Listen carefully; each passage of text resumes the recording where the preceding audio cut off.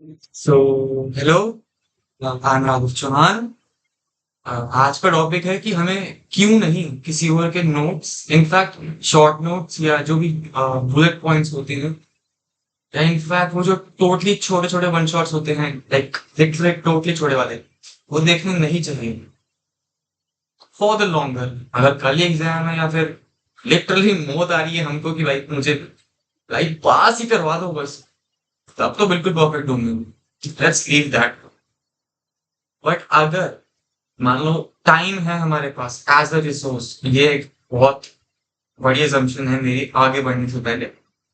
ये अगर टाइम है तो I think one shots and these notes, especially not just one shots, especially notes, handwritten notes of some other person या teacher in fact नहीं लेने चाहिए। क्यों? मान लो मैंने अ, पूरी आइंस्टाइन की जो थ्योरी ऑफ रिलेटिविटी है ना, जनरल या दूसरे कुछ की शेड भूल गया, whatever, है ना, मैं उसको पूरा पढ़ने के बजाय, पूरा प्रोसेस करने के बजाय, पूरा इधर इधर अलग अलग एंगल से देखने के बजाय E is equal to M C square ऐसे प्लेट में परोस के अपने सामने रख दूं, उससे क्या होगा? एक तो ये होगा कि वो पूरी उस थ्योरी का एक कहीं ना कहीं मतलब एक वाइब देगा कि अच्छा ये है। प्रॉब्लम ये होगा कि भाई उसको देगा जिसने एक्चुअली वो थ्योरी पूरी पढ़ी है, फिर ये देखा वो देखा ऐसे देखा वैसे देखा, उसको पूरा प्रोसेस किया है, लाइक निचोड़ा है पूरा उस चीज को, और फिर निचोड़ने के बाद, फिल्टर करने के बाद लेयर्स बाय लेयर, जो लास्ट में बिल्कुल कोर कॉन्सेप्ट बचा, that gem, that note, that concise packet of information, हम अगर उसको बिना वो प्रोसेसिंग की डायरेक्टली कंज्यूम करेंगे तो हमें वो इन्फॉर्मेशन उतना सेंस नहीं बनाएगा, क्योंकि उसके बैकग्राउंड में जो सारी इन्फॉर्मेशन थी वो इन्फॉर्मेशन हमने सीधे डिलीट कर दी। तो जैसे जैसे हम किसी चीज को कंप्रेस करते हैं तो हमें इन्फॉर्मेशन एडिट करनी पड़ती है। तो जब हम नोट्स किसी और के ले रहे हैं या उसको बहुत कंप्रेस कर रहे हैं तो ऑफकोर्स वो इन्फॉर्मेशन काट रहे हैं उसमें से, एंड हमारे ब्रेन को वो पैटर्न नहीं दिखेंगे एक लॉन्ग लॉन्ग रन में। तो rather seeing it as a continuous story या कंटिन्यूस जर्नी, हमें बस चेक पॉइंट्स दिखेंगे दूर दूर, वो भी बिना डायरेक्शन के, कि पता भी नहीं किस डायरेक्शन में है। तो वो काफी हार्म करता है, हैम्पर करता है हमारा मेमोरी भी और लर्निंग भी। That's I think not just applicable to science, वो तो हेल्थ से दैट, आर्ट में भी वही है, कॉमर्स में भी वही है। लाइक कॉमर्स तो काइंड ऑफ साइंस और आर्ट्स का ही एक कहीं ना कहीं फाइन ट्यूनिंग करके बड़ा प्यारा सा कॉम्बिनेशन है, जिसका एक अलग डोमेन में बहुत जरूरत है। लाइक उतना वो आई डोंट थिंक क्रिएशन पे फोकस है, वो किसी चीज को वर्किंग में ज्यादा फोकस करती है। एंड जो अलग से अपना आर्ट्स एंड साइंस है वो नए चीजें इजाद करते हैं, ऑफ कोर्स कोई रिस्ट्रिक्शन नहीं डाल रहा, मैं कॉमन जनरलाइज टर्म दे रहा हूँ।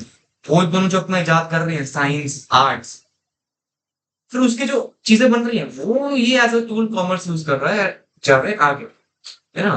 तो मैं डांस करते समझाता हूँ ऐसे, मेरा तरीका है अपना, क्योंकि मेरे को फिर एडिट करने पड़ते हैं वो विजुअल्स एंड ग्राफिक्स, उसके बजाय आई हैव दिस माइंड्स।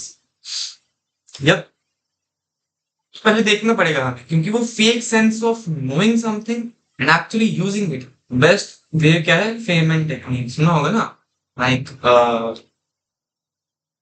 कोई डॉल ले लो या कोई चीज ले लो या कुछ भी ले लो, मैंने गणेश जी ले लिए, ठीक है, तो अब मैं इनको समझाऊंगा कोई चीज, या फिर अपनी वीडियो बनाऊंगा या ऑडियो बनाऊंगा या लिखूंगा, जैसे लिखते हैं ना, लिखूंगा कि भाई अच्छा, तो जी जी जी, साइंस के साइंस क्या समझता हूँ मैं, फिलोसफिकली देखा जाए तो अलग चीज है, बट अगर सिर्फ एप्लीकेशन और व्हाट एंड हाउ देखा जाए, देखिए अभी मैं अगर बायोलॉजी के कॉन्सेप्ट देखूं, अपने आप को बायोलॉजी के हिसाब से देखूं, तो मैं तो केमिकल रिएक्शन हूँ, बायोलॉजिकल रिएक्शन हूँ, है ना। प्योरली केमिस्ट्री के हिसाब से देखूं तो मैं केमिस्ट्री हूँ, एटम्स चल रहे हैं। प्योरली फिजिक्स के हिसाब से देखूं तो केमिस्ट्री एक आउटकम ऑफ फिजिक्स है।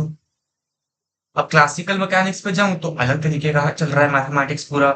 क्वांटम मैकेनिक्स पे जाऊं सब कुछ प्रोबेबिलिटी है। अब फिलोसफी में जाऊं तो वो बस एक हमारी रियल वर्ल्ड को कंप्रेस फॉर्म में हमने सिंबल्स और वर्ड्स में डाल दिया है, जिसको हम अ, फिर प्रोसेस कर रहे हैं, डिकोड कर रहे हैं, एंड फिर वो इन्फॉर्मेशन दिमाग में जा रही है, एंड दिमाग वापस से उसको प्रोसेस कर रहा है कि अच्छा ये है। And let me be very clear, brain बहुत पावरफुल है, मगर उसके पास कुछ प्रायोरिटीज हैं। वन, उसको बताना पड़ेगा कि भाई ये इंपॉर्टेंट है। उसके दो तरीके हैं, या तो भाई इंटेंशनली बड़ा कोई इमोशनल चीज है जो हमें भाई साहब कहते हैं ना, हिट हो जाता है कि भाई दिमाग के, हाँ ये सर्वाइवल के लिए जरूरी है, सर्वाइवल भाई।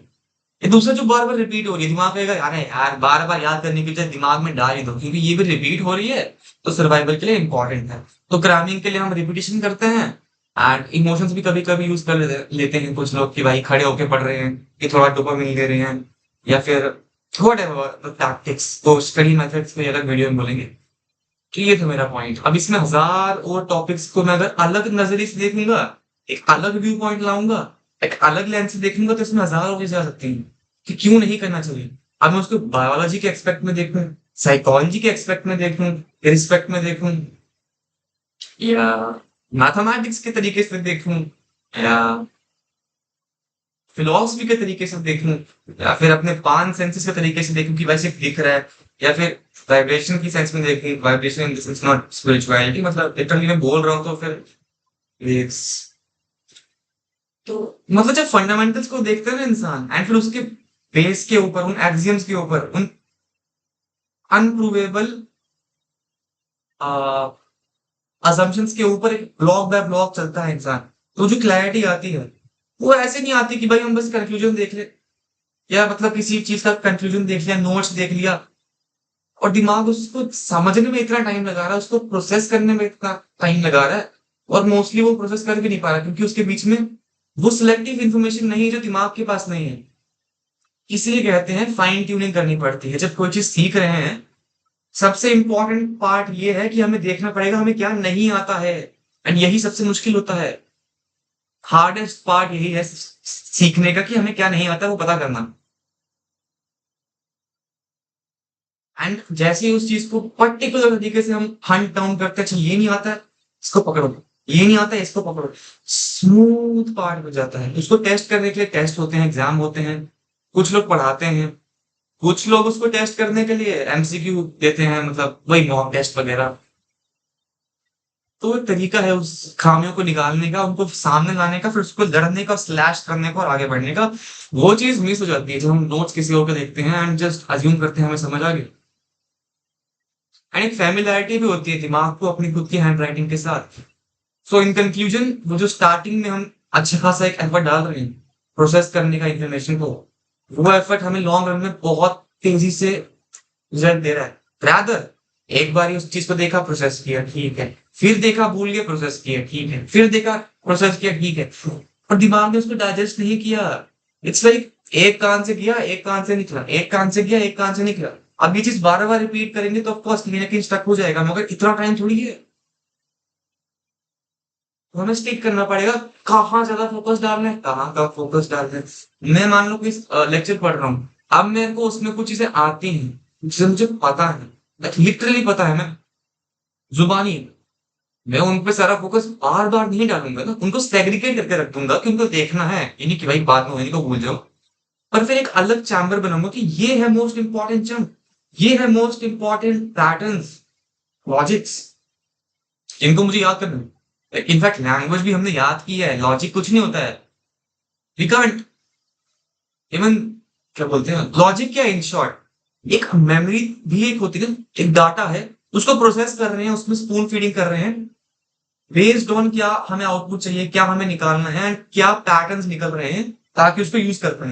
तो logic without memory is bullshit, you need memory, and that's a great thing. और उसके बाद प्रोसेसिंग भी चाहिए है। हमारा पूरा फोकस मेमोरी पे है कि भाई लिख दिया, नोट्स हो गए, हो गया जी। और उसको इन डेप्थ ऐसे स्टेप बाय स्टेप प्रोसेस करना होता है, अलग अलग पर्सपेक्टिव से, अलग अलग डोमेन से, अलग अलग एंगल से। एंड मैं डांस कर करके थक चुका हूँ, मान जाओ।